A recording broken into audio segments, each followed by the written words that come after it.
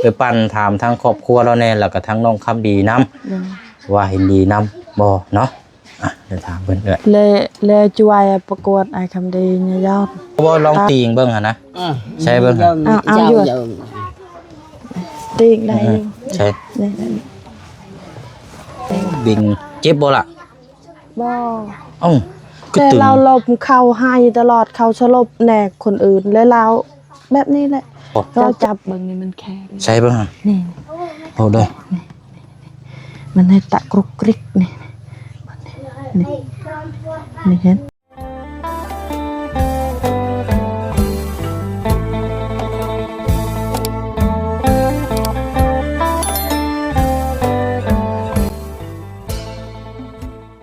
เป็นอะไรแน่ล่ะเป็นจังไดเนี่ยกินข้าวแล้วจ้าละได้ยังกินกล้วยอัวแบบว่าเป็นใส่กรอกนี่บ่โดยให้ไปซื้อข้าวกล้องแต่เอาจักหน่อยก่อนจะกินข้าวกล้องกินประเภทพวกโจ๊กพวกอย่างนี้บ่เป็นพวกของเร็วนี่เนาะโอ้แดดเช้าก่อนนะยังแดดโดยเอาสาวพี่น้องเนาะละเปิดภาพมานี่ก็อยู่คันชื่อว่ากันหน้าต่างก็แม่นช่องลมก็แม่นเนาะพอได้มีลมหายใจพอได้มีเหือมีแห้งทางน้องคำดีเนาะพี่น้องเนาะขึ้นกับบ้านกระตูบเมืองสะโพนแข็งสวรรค์เขตมื้อนี้เฮาเดินทางมาฮอดจอดถึงแล้วก็ตามที่แจ้งไปมื้อเช้านี่แหละพี่น้องเนาะเพราะว่าจะมาแจ้งทั้งน้องคำดีแล้วก็ทางครอบครัวเพื่อนบ้านนี่พี่น้องเนาะเพราะว่าเมื่อเช้านี้แจ้งพี่แจ้งน้อง FC เฮานำกันแล้วมื้อนี้ก็หับหูทางครอบครัวแล้วนำเนาะพี่น้องเนาะโดยเอาพี่น้องเนาะเอากราบสบายดีและสวัสดีพ่อแม่พี่น้องเบิดสุขุสุขคนนะพี่น้องเด้อเนาะพบเจอกันอีกคือเก่าคือเดิมพี่น้องเนาะตอนนี้ก็น่าจะเวลาเกือบ4 โมงแดงแล้วแหละพี่น้องเนาะแดดร้อนทางผู้เชี่ยวก็ยังใส่หมวกอยู่พี่น้องเพราะว่ามันร้อนแห้งเนาะมือ2 มือมานี่เนาะก็นี่แหละเนาะทางแม่ใจดีพี่น้องที่ได้สดซอยวันก่อนหน้าเนาะให้ทางผู้เชี่ยวนี่ซื้อข้าวสารอาหารแห้งมามอบให้ทางน้องคำดีแล้วก็มามื้อนี้เนาะทางแม่เพิ่นก็มีอีกคือกันเนาะพี่น้องเนาะเป็นถุงยังชีพจากห้างของทางแม่น้องเปลเนาะทางแม่เพิ่นสนับสนุนทางค่าของทางแม่น้องเปลเนาะก็เลยจัดแจงซื้อมาแล้วพี่น้องตามรายการทางแม่เพิ่นฝากเงินมาให้เนาะพี่น้องเนาะโดยแล้วก็เดี๋ยวสิมอบเงินค่าข้าวสารอาหารแห้งมื้อนั้นพี่น้องทั้งให้ทั้งปั้นเราเพราะว่ามื้อนั้นก็ยังบ่ทันได้ให้อยู่เนาะพี่น้องเนาะท่านได้มอบเงินให้เราอยู่มาแล้วมันค่ำแล้วเฮาก็เฝ้าเดินทางมื้อนี้พี่น้องเนาะโดยอะไรพี่น้องเนาะก็มาพูดมาคุยนํกันเนาะรายละเอียดเพราะว่าก่อนสิเดินทางไปกวดหรือว่าไปหยังต่างๆนี่เฮาต้องถามรายละเอียดให้เบิดได้พี่น้องถ้ามันขัดข้องอย่างมานี่ใครแน่มันสิยากได้พี่น้องเนาะไปอะไรพี่น้องเนาะเดี๋ยวพูดคุยนํกันสำหรับทางครอบครัวเราแล้วก็หลักๆได้กับทางปั้นเนาะเป็นคนในบ้านผู้ดูแลทางน้องเพิ่นก็จะแนะนำพาหรือว่าถามพูดคุยเป็นล่ามน้ำกันอะไรพี่น้องเนาะโดยแล้วพี่น้องเนาะก็ขอบใจทางแม่ใจดีได้เด้อนอนอยู่ทางต่างประเทศนะพี่น้องเนาะที่ได้มองเห็นทางนี่แหละพี่น้องทางน้องความดีอยู่บ้านกระตุกเมืองสะโพนแขวงสวรรค์เขตเฮาเนาะพี่น้องเนาะทางน้องเพิ่นก็ถูกรถชนแต่กาคานี่ลุกบ่ได้เลยลูกนางไล่อย่างเดียวแต่ย่างบ่ได้บ่ฮู้สาเหตุว่าเป็นจังใดเนาะเพราะฉะนั้นก็มื้อนี้ทั้งแม่เพิ่นจะให้ทางผู้เชี่ยวนี่นำพาไปกวดเบิ่งว่าสาเหตุมันเป็นจังไดจังว่ากันเนาะพี่น้องเนาะ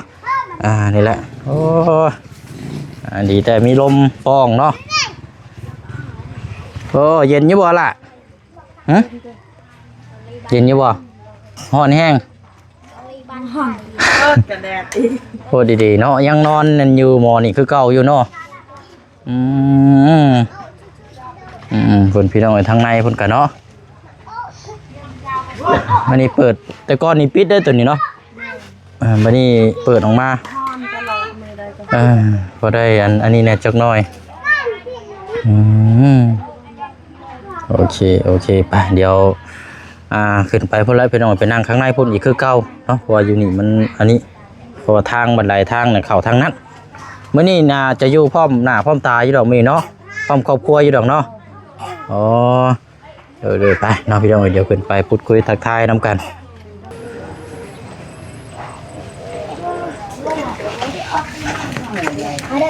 เนาะโอ้ยเป็นยังไงเนาะตัวใดตกใจดิโอ้กันน้ำมันหักแล้วนี่เนาะได้ใครแต่ได้พื้นใส่พื้นห้องไปซื่อๆนี่เนาะโอ้ยสัตว์พี่น้องเอ้ยนั่นยับมาพี่นี่ก็อยากเห็นทางน้องเพิ่นอยู่น้ำได้ยับมาใกล้ๆพี่ก็ได้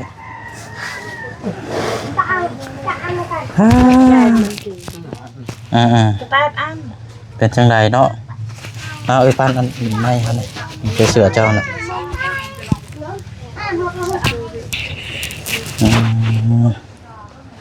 เอาเดี๋ยวเฮาสิให้ทั้งบักหลาเพิ่นสบายดีทั้งเมเจดีทั้งปลาลุงก่อนเนาะเอาสบายดีล่ะ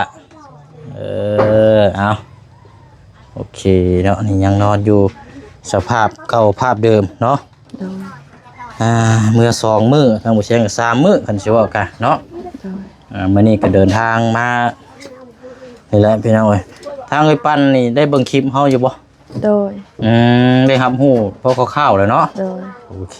มื้อนี้ก็จะมาแจ้งเพิ่มเติมแล้วก็ให้ทางไอ้ปั้น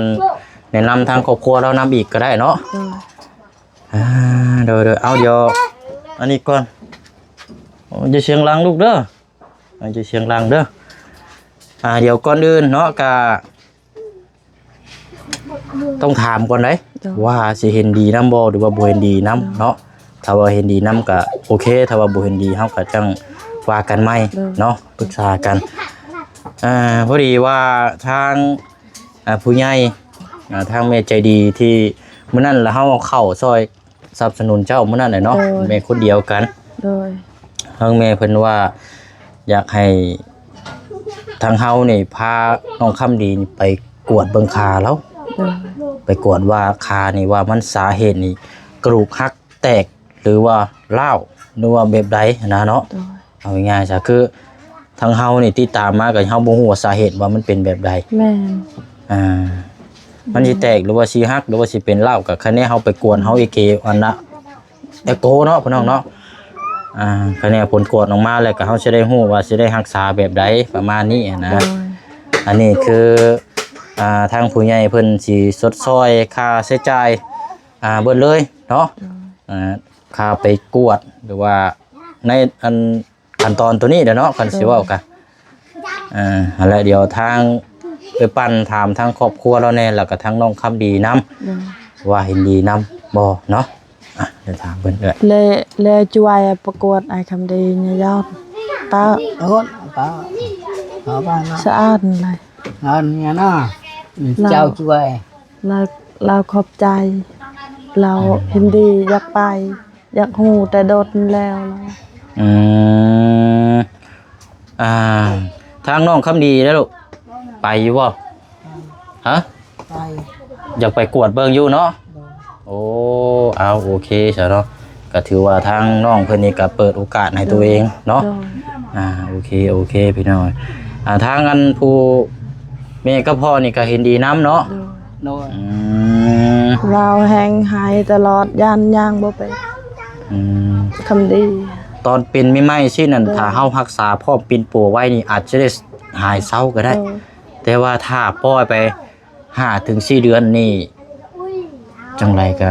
เปอร์เซ็นต์เราให้ตลอดว่าพ่อเอ้ยจะไปขอให้เขาช่วยแน่หาบ่มีพ่อก็บ่กล้าเราให้ตลอดย่างบ่เป็ด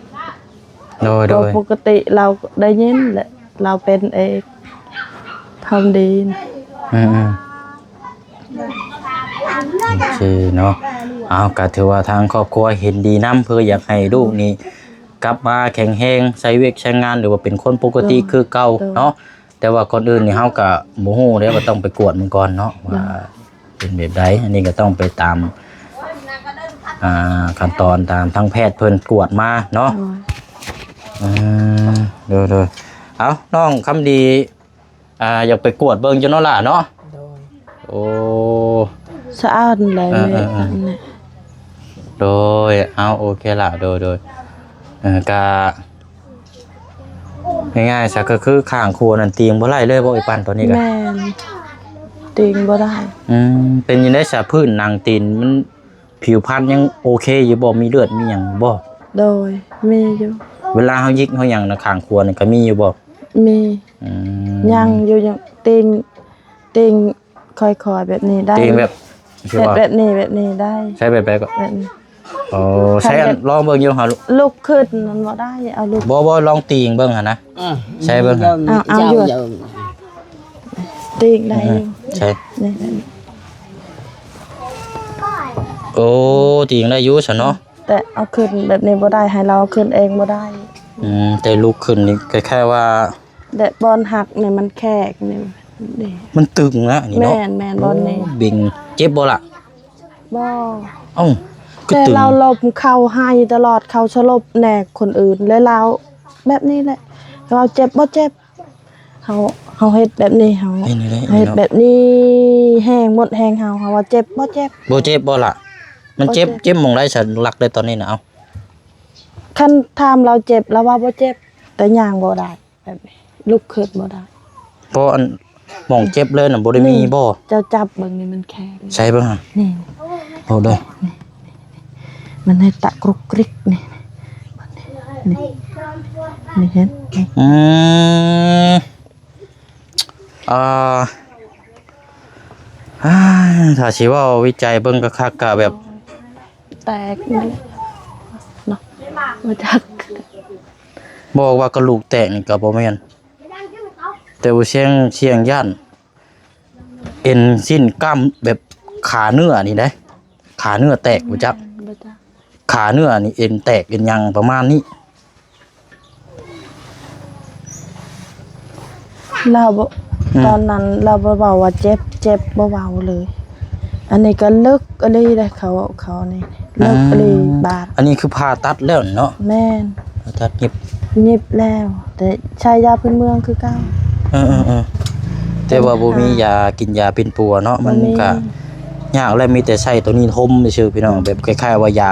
รักษาแผลเนี่ยบ่มียากินยาฆ่าเชื้อฆ่าหยังนะ บ่มี แข็งโปกเลยเนาะ เนาะ พี่น้องบีบกินแข็งแบบอันนี้เลยนี่ตรงข้อขาแล้วนี่ แม่น อืม เฮาพยายามให้เฮ็ดให้มันดีแบบนี้แหละเฮาเฮ็ดตอนเฮาเฮ็ดอันนี้ นี่แบบนี้ตลอดแปลงตลอดเฮ็ดแบบนี้ก็มันยังเป็นแบบนี้เนาะมันบ่ได้เข้ากันบ่จัก มันแข็งคล้ายๆแบบคือกระดันเนาะ แม่น มันเหมือนเอ็นตายเหมือนเอ็นรุดอหย่างสักอย่างสักนี่แหละเพราะว่ากล้ามเนื้อขานี่ก็มีมันต้องมีเอ็นได้กระดูกนี่อาจจะโบแตกแต่ว่าอาจจะล่มตำพลิกแบบว่าเอ็นกล้ามขานี่ขาดไปชิ้นใดชิ้นหนึ่ง เลือก แต่ว่าเลืองเนาะ ลยแม่ แข็งเลือง เลือดเราออกลายอะไร อืม ลายเลยเป็นตายาด เตียงนั่นเตียงได้อยู่น้อยนึง แม่นติงได้อยู่หน่อยนึง โอ้ กันสิให้ยกแบบนี้บ่ได้ บ่ได้เนาะ แม่น นี่ก็ยังใช่ คันเฮายก อย่า ให้ก็เราเจ็บอีกคันเฮายกให้ ยกขึ้นบ่ เฮาอยากเฮ็ดให้มันดีแบบนี้เฮ็ดแบบนี้ โอ้ย เราเจ็บ คันว่ามุนน่ะมันเจ็บบ่ แม่น มุนน่ะเจ็บมันบ่ลูกมุนข้างน่ะ เจ็บกัน ย่านเอ็นอยู่เด้ เจ็บ อนี่เอ็นพลิกเด้อนี่เอ็นพลิกนี่อยากโอ้ยเดี๋ยวนี่ยา เฮา ก เป็นแพทย์ที่หนึ่งคือการเฮาค่ะ แต่เราเจ็บเฮ็ดแบบนี้แหละ เจ็บก็เพราะว่าอดเด้อเราก็อดแล้วบัดโดนก็เป็นแบบนี้คือเก่า เจ้าก็ลงมาแบบนี้คือเก่าเนาะ แม่เฮาพยายามเป็นแบบนี้ จะให้มันกลับมาแบบคือข้างนี่ แม่ เนาะ นเป็นแบบนี้จะหน่อยก็มันลงแบบนี้คือเก่า แต่ว่าก็พลิกลงไปแบบนั้นคือเก่าโอ้เอาจังไดก็จังไรแหละแต่ว่าเนาะบัดนี้ถ้าเฮาสิไปนี่เดินทางไปนี่ ไปห้องหมอเซโปนนี่ก็ได้เนาะเว้ยเนาะ โดยได้ ไปกวดไปซองเบิ่ง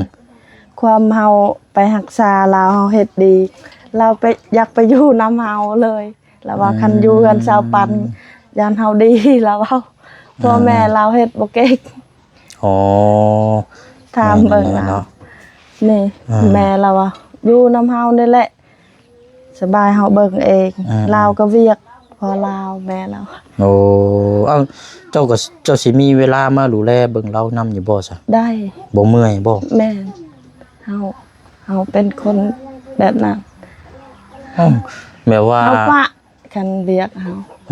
คือเบียก ชื่อกล้วยก็เฮาปะก็ เบียกครอบครัวเจ้านี่ครับบ่เชียงเบิ่งนี่คือสิหลายอยู่ได้เนาะ โอ้ย แต่ว่าอันเป็นหยังคือมาเลือกเบิ่งทางบักหลาเพิ่น เราทุกข์กว่าเฮา โอ้ เราทุกข์กว่าเฮาเงินก็บ่มีข้าวกินก็บ่มียังเป็นแบบนี้อีก อืม เอาปะตอนนั้นมันบ่หนีไปไสเฮาไปเฮาเมื่อก็ได้คืนแบบนั้น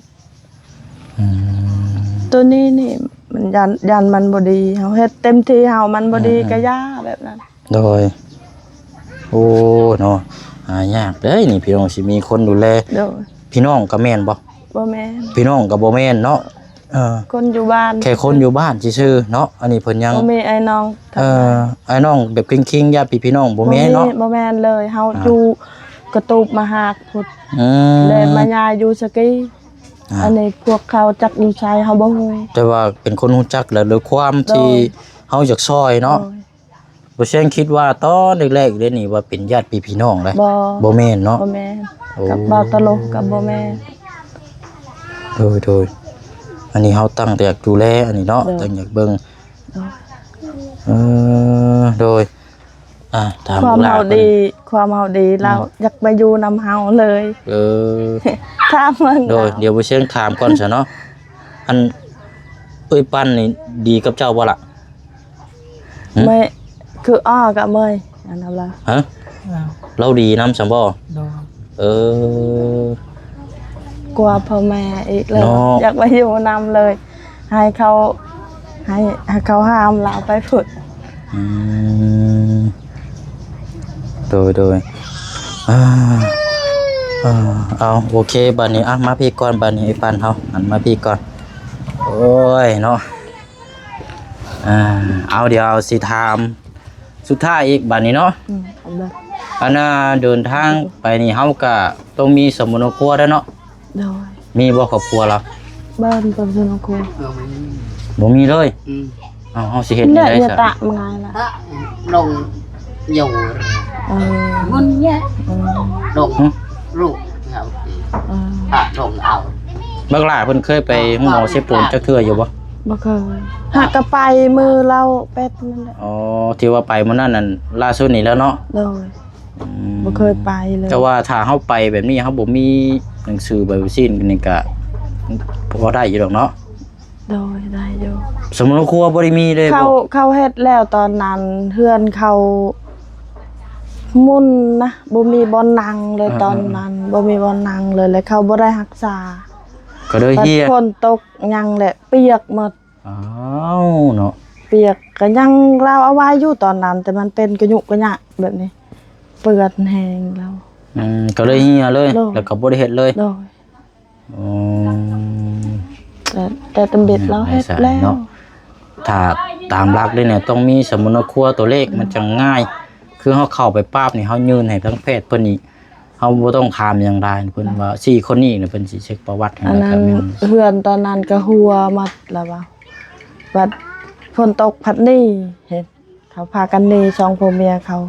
และชำโนเราปะอยู่เฮือด อื เมื่อพัดเปื่อยมาแล้วว่านี่ โดย เขาทามแล้วว่า ฉันก็มีแต่ว่าเฮ็ดจังได๋จะเฮากับพูดคุยนํกันให้แล้วเนาะกับทางแพทย์ว่าเฮาเป็นยืนยันว่าเป็นคนบ้านนี้เมืองนี้เป็นคนฮู้จักเพิ่นก็ออกใบกวดให้ก็ได้อยู่แต่ว่าตามหลักถ้ามีสมุนครัวถูกต้องนี่มันก็สิอาจจะได้ลดค่าใช้จ่ายหยังแน่หั่นนะ เนาะพี่น้องแล้วก็บ่ได้เฮ็ดเลยเนาะ โดย เฮียแล้วก็แม่นแล้วเลย เตอะก็สรวยนอน บ่ได้เฮ็ดเลยบ่ ต้นยะตะนึง อืมระตะ มีเงิน บ่ได้มีเลยโดยอ่า บ่เป็นหยังเนาะก็ไปกวดได้อยู่มีแต่ว่าตามนั้นแหละช่วงนี้ก็พระเจ้ากำลัง เหนื่อย อันนี้อยู่พี่น้องกำลังซ่อมทางอยู่มีแต่ว่าเอาจังซี่เอาเป็นมือฮื้อเนาะ โดย มือฮื้อประมาณช่วงนี้แหละเฮาสิแจ้งอีกเทื่อนึง โดย เพราะว่ามื้ออื่นนี่ก็ย่านอันนี้ก่อนเบิ่งก่อนเพราะว่าเขาเจ้ายังซ่อมทางกว่าใช้ปูนอยู่ยังยันมาข้ามมาอย่างยากอยู่นะไปมาอยากให้มันสะดวกในจักหน่อย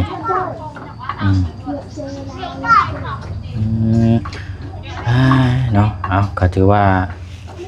เห็นดีน้ำกันเบิดให้แหละเนาะก็อยากให้หายดีหายเศร้า โดย เป็นได้พี่น้องโอ้แข็งปกเลยเนาะบ่ฮู้ว่าสิเป็นจังไดอันนี้กะเต็ม3ทิศ3ทิศ ตั้งแต่เป็นมานี่บ่ แม่น 3 อาทิตย์แล้วนี่เนาะ 3อาทิตย์แล้ว ใช่อันนั้นได้ซะใช่น้องจะมีจักคนลูกน้องผู้หญิง ผู้หญิงสองบ่ ผู้ชาย1 เดี๋ยวอันไอ้ปานนั่งอยู่นี่ก่อนก็ได้เฉยเด้อ โดย น้องเราอยู่ลุมพุ่นบ่ แม่น เดี๋ยวบ่เชิงสิให้เอาเครื่องคุณมาไว้ในซอยเนาะ โดย เอานางขาไปมึงเด้อไปพี่น้องเนาะ นี่น้องเล่าแหละแต่มาทายมันก็เบิ่งหน่อยน้องของน้องคำดีบ่ เอาว่าไอ้เชื่อ มาชวนลูกสบายดีก่อนสบายดีพอเล่าได้อยู่เนาะ เชื่ออยู่วังหนึ่งกิจเลยเนี่ย เจ้าว่าอันใส่ส่งกางเกงขาดก้นมื้อนั้นน่ะ ตลาดมันเชียร์เลย เป็นบ่ยังมีน้องอีกคนหนึงบ่ อย่าเฮิร์ ใช่อีกคนหนึ่งได้อยู่ไส ทัก ปูติตัวตะบ้า ผู้หญิงอีกคนหนึงอยู่ไส บ้านนั่นกิ บ่น่าจะอีกคนหนึงพี่น้องเอ้ยทางแม่เพิ่นให้ซื้อส่งมาให้แต่ว่าเอาเป็นมื้อหน้าก่อนมื้อนี้บ่ทันละมาหิวอันนี้นำบ่เสียง เป็นไงนะ ลูกไหนนะโอเคไปละ เพิ่นไปเทิงพุ่นละ ไป มีอยู่2ถุงพี่น้อง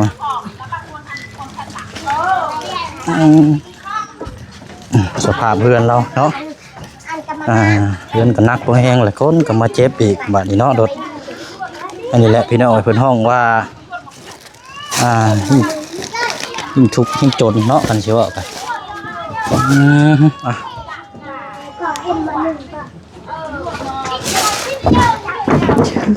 โอเค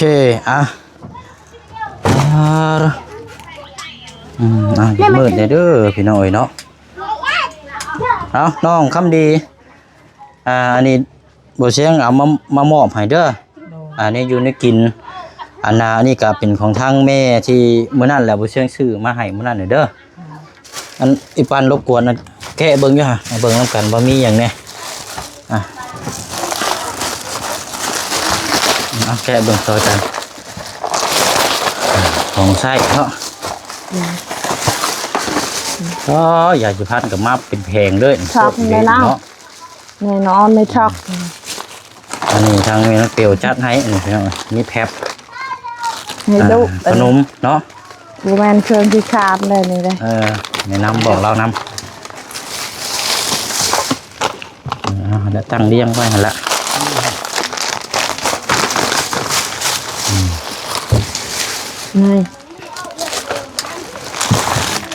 ไงเครื่องคักเนี่ย อย่าซาหัวซาหัวชิได้หอมหัวชิบได้ยินเคยซาอยู่อ่ะเคยที่ซาแต่หมวกเลย เคยซาอยู่บ่บ่เคยโอ้ยเฮ็ดแบบนี้ก็ค่อยเอาเลี้ยงเบิ่งอยู่ฮะเลี้ยงฮะเบิ่งกันมีสบู่เราเคยสระแต่นำเขานะนำหมวกเนาะแม่มีสบู่มีเกลือเปล็กเป็นงัวแล้วเนาะมีแผบสะอาดเลยนะแปรงสีฟันอันนี้เลยพอดีแล้วนี่ใส่คนละอันเลยนี่เบิดสีฟันกรดบ้าใหญ่เนี่ยมักทะนีดูเลยป้า เอาอันนี้ก็ของไส้เนาะของซอย จ้าเลย นะลองกินเบิ่งอยู่ฮะ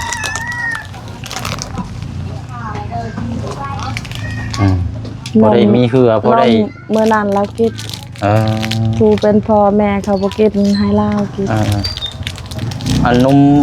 วิตามินมันนั่นเลยสเรากินหลายอยู่บ่ เรากินมือละป่องหนึ่งมือละป่องหนึง เดี๋ยวเราสิได้มีเหือมีแห้งเลยเนาะ เคยเว้าเบิ่งเขายังเว้าว่านมดีเจ้าจะกินชั่วโมงเรากินก็ทิ้งได้ บ่ต้องกินได้เพราะว่าเลือดเฮาขาด คอยงุบแล้วคอยบ่ให้กินแต่เราเป็ดนั่นแหละคอยบ่ให้เรากิน ต้องกินได้กินบ่เช้าได้เนาะกินบำรุงเลือดเฮาแล้วเนาะ จ้าใช่ เนาะ อ้าย เอาก็ประมาณ1,000 บาทเนาะเครื่องของที่เฮามองเห็นนี่พี่น้อยเนาะนี่เพิ่นให้ บ้านอัน ซื้อซอย จ้า ทางร้านค้าแม่นกเปียว หมูหมกทะนีจ้าแล้วจ้าก็เนาะในหมกทะนีในเมียครับ อันนี้ลูกอมนี่ขนมฮ้อนลูกอมเนาะเองกัน ผู้นี้ให้น้องเรากินเขา ให้ บอก น้ เขา องๆพวกที่ใดนั่นก็ให้ทั้งผู้ โดย คนป่วยก็ได้เนาะ แม่น เอาเนาะตะกี้มีแห้งได้เติบอยู่ดอกเนาะ โดย โอ้ยโดย สามีก็ขอบใจ สอน อันนี้พี่น้องอีกแป๊บหนึงเนาะอันน่ะเดี๋ยวทางหมู่เชียงสินี่ก่อนได้พี่น้อยอันนี้ทางกันดิปัน866แล้วมื้อนั้นเนาะ โดย แม่นบ่ โดย 1 2 3 4 5 6 7 8เดี๋ยวจะนับเบิ่งอีกเด้อเพราะว่ามื้อนั้นมันค่ำพี่น้องเดี๋ยวบ่ได้แวะเข้ามาอันที่ว่าเฮาซอยทางห้านเอ้ยเพิ่นมื้อนั้นอันนี้ค่ากับอันเครื่องของเจ้ามื้อนั้นเด้อ โดย นับเบิ่งก่อนก็ได้